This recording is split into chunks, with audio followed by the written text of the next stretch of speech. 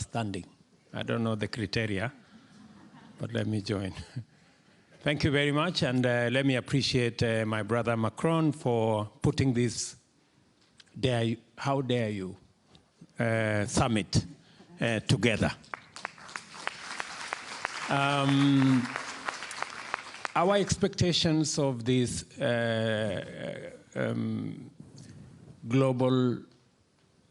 a new global financing pact. What is our expectation? From the perspective from where I come from, we've had the testimonies from my dear sister Motley, from the Prime Minister of Pakistan, from the Sahel, from what is happening in Malawi, in Zambia, in Mozambique, what's happening in the Horn of Africa where I come from. We've lost millions of livestock because of drought. So climate change is real, no doubt. We're living through it every day.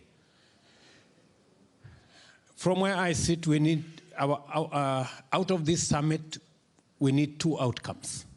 Number one, we need to agree on how do we get emergency liquidity, number one. How do we deal with debt that is saddling many developing countries? And how do we get additional money in the context of what Motley said in the morning, urgency and skill? Those two things we need just to answer. In my very respectful submission, I believe we should not leave this conference until we agree on what we are going to do to get many countries in the global south to at least be in a position to have a conversation by sorting out their immediate issues. And the immediate issues is there is no space for debt anymore.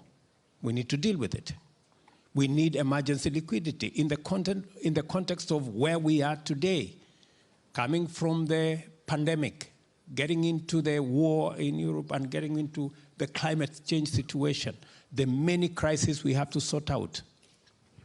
What we need to do urgently. The proposal I make is we need to reform the multilateral development financing institutions. The international financial architecture is not sitting pretty. UN Secretary General said on this podium this morning that there are countries that are paying 8 times in interest what the rest are paying. He was actually referring to those of us in Africa and largely in the global south. We're paying 8 times. And that is why our being in debt is not by default. We were set up by the system to be in debt. If you are paying 8 times, the chances of you being saddled with debt are 8 times higher than the next person. So how do we get out of this?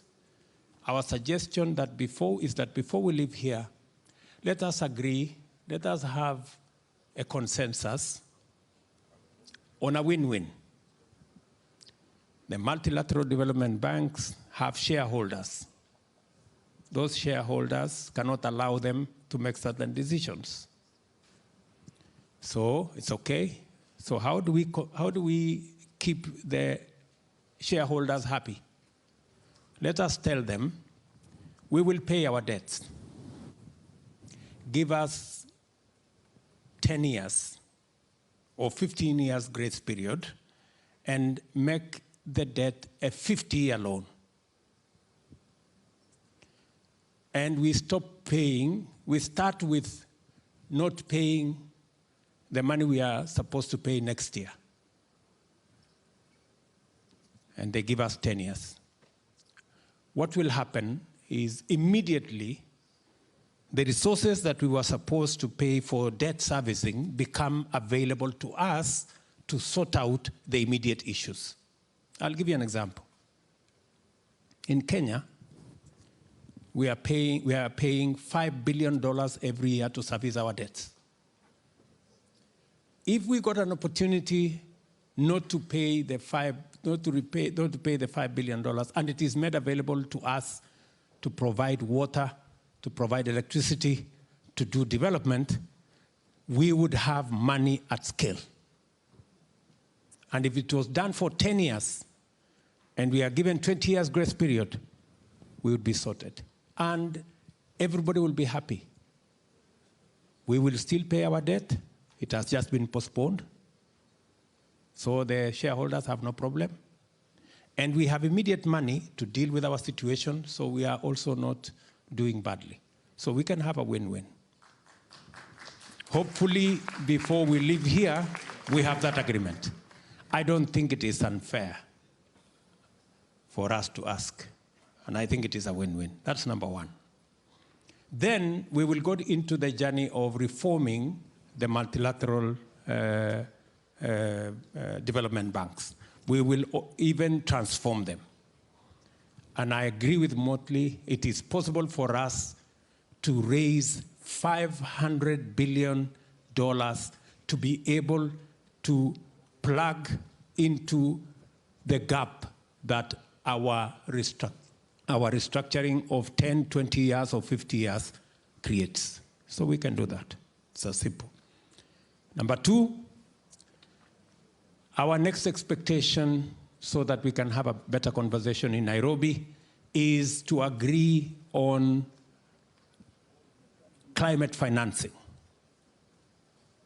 I know to a great extent what I have suggested as number one will go to a good extent in climate financing.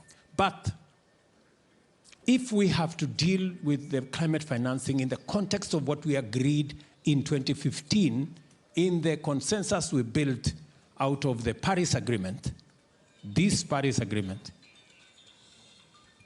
where we get emissions down by 45% by 2030 and net zero by 2050. If we were to go there, IEA, which Kenya just became a member, tells us that we need $9.2 trillion every year for us to get to net zero by 2050. We have a gap of $3.5 trillion.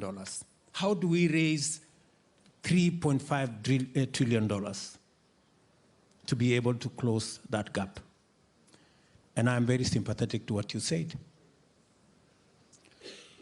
Let us have a global financing mechanism. Loss and damage will not do it. I'm sorry. It will not do it, because loss and damage is hostage to national interest. No nation is going to give money from its people to sort out a global problem. Because in a contest between national interest and global good, national interest wins in the morning. That's it. So what we did, and that is why we are not making progress ever since Paris in 2015, is because we had a global consensus on a global problem called climate change. But we tried to go and sort it out. We tried to sort it out using national institutions that are hostage to national interest, or we tried to use shareholder institutions that have shareholders who will make the decision finally. So we must get a new financial architecture around climate financing. And we are saying we want one that does not bring the baggage and the toxic conversation of North versus South. We do not want a conversation that is going to take us to developing versus developed, emitters versus non-emitters. No. The rest of us from the African continent, we've always been in the corner of problems and victimhood. We don't want to be in that corner anymore. We want to be at the table where we are all looking for solutions.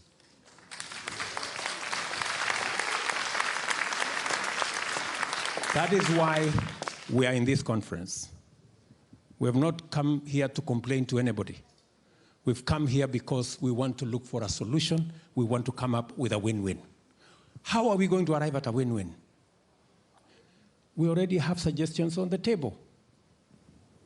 IMF has proposed what they call carbon flow tax. The only challenge they have is that they have said it must be ratified by every country. I have a problem with that. We can have a carbon tax that is agreed as a treaty, and there is a way we can agree on it. The European Parliament have agreed on the financial transaction tax. We do not want to be the business of the Europeans. We want a global financial transaction tax where even us from the African continent, we pay. We want to pay. We do not want others to pay for us. So that once we raise the money globally, once everybody pays, if it is 1%, let all of us pay 1%. So that we can sit at a table, so that there are no shareholders. When IMF and World Bank were created in Bretton Woods in 1945, Kenya did not exist. It was only 44 countries then. Today, we have 190 countries. We want to contribute so that we can sit on the table and make the decisions so that we are not paying 8% more than others.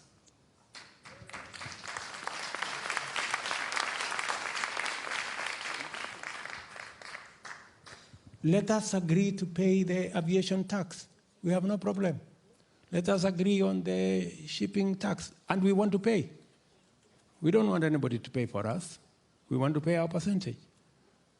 It is only when we raise global finances that have no national interest for any particular country or shareholder interest of any person. That is how we are going to sort out this global challenge. Many people ask, so who is going to collect this money? So how is this going to happen? And let me dare say the following. After the Second World War, 44 countries, 740, I think 44 delegates sat in a small city called Bretton Woods. The World Bank and IMF did not exist. They created it in 3 weeks. The agreement was done in 3 weeks. Why is it difficult for us? Because there was, the whole of Europe had been destroyed. And so it was urgent and it was important for a decision to be made. Are we saying the crisis that we are going through, including what we just heard from the Prime Minister of Pakistan, is not serious enough for us to agree on a global financing mechanism that sorts out climate change as a problem that is affecting all of us? Are we saying ever since 1945, we have become stupid? Is that what we are saying? Or we have become less human, that we have no more feelings about what's going on? And many people are saying maybe we should do this incrementally. Maybe we should. Let me finally put this in context. The Bretton Woods institutions were agreed in 3 weeks. The UN that we today celebrate was a conversation by 50 countries in 2 months. Because it was necessary. because there were leaders that wanted and had the capacity to make decisions.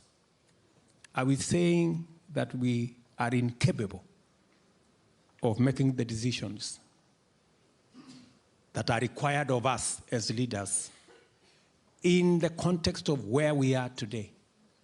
I dare say between Paris and Nairobi, we have more than 3 weeks that were necessary to form the World Bank and IMF. We have more than 2 months that were necessary to agree on the UN Charter. We have actually 3 months. So my expectation is that we will agree in Paris and we will conclude in Nairobi.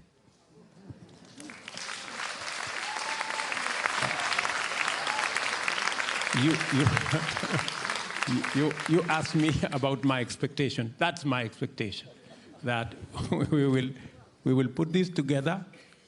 And please, for heaven's sake, we want a win-win outcome. We are tired of the blame game, finger pointing, North versus South.